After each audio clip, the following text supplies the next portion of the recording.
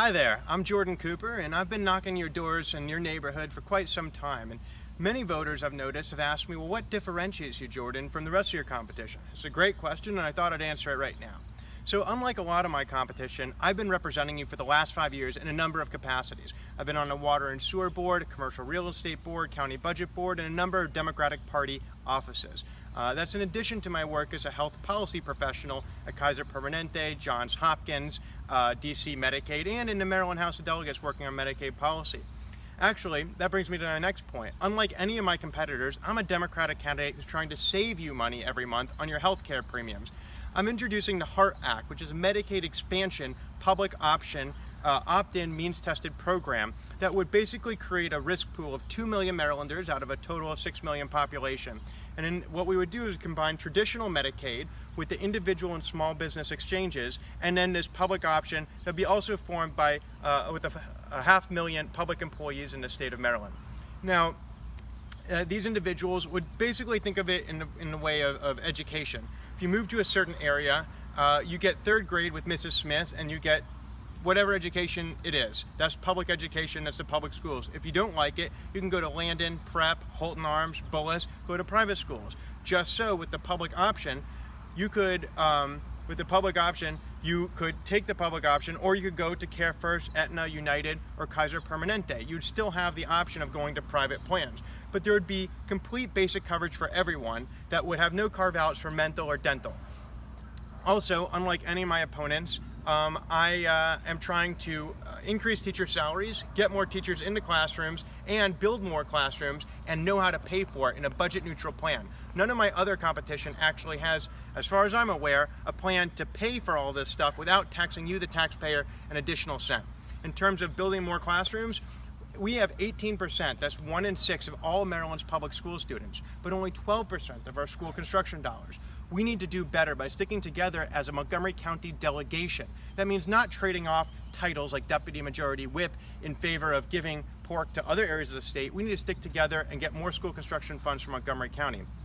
Also, as I mentioned earlier, I'd like to try to save every Marylander in healthcare premiums. Well, a significant proportion of the MCPS operational budget is providing employee health benefits to teachers. So what does that mean? If I can reduce healthcare premiums, there's going to be more money in the operating budget in MCPS in order to raise teacher salaries.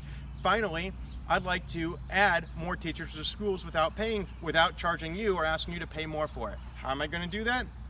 Every year, Maryland gives nearly $500 million away in corporate welfare. In the form of $30 to $40 million tax credits to large corporations like Discovery Communications, Northrop Grumman, Lockheed Martin, Marriott. And this is in the name of job creation.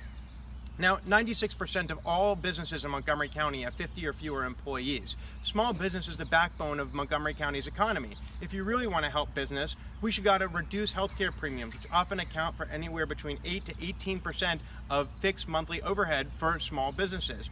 What we need to do is make sure that those businesses are able to get a little bit of relief every month on their healthcare overhead. These large corporations aren't actually being attracted by the tax credits. You have Geico that doesn't get these tax credits and they're remaining here, and you get Discovery Communications that's been getting it and they're leaving for New York City. These tax credits are a corporate giveaway and we can't afford them anymore. Let's just ask them to pay the regular corporate income tax that all the small businesses are paying, and that'll fund tens of millions of dollars every year to hire new teachers. Finally, unlike any other of my candidates as far as I'm aware, I do not accept contributions from PACs, special interests, corporations, or any other kind of organizations. Though I think they all have their place in society, I do not want to be accountable to them, I do not want to accept money from them, and I only want to represent you. I do not want to represent them in the state legislature. I want to represent you, 120,000 of us living in Bethesda and Potomac, Maryland. So I've been representing you. I have experience. I'm 33 years old, I know I don't look it. I am trying to save you money every month on health care. I'm trying to get more teachers into schools, pay them more for what they deserve, and get more classrooms. And I've been representing you. And finally, I've been endorsed by 4 statewide elected officials, including 3 governors, attorney general, the health secretary, business secretary, and many other individuals in my campaign. So that's why on June 26, I ask that you take one of your 3 votes and strongly consider supporting me, Jordan Cooper, to represent you in the Maryland House of Delegates.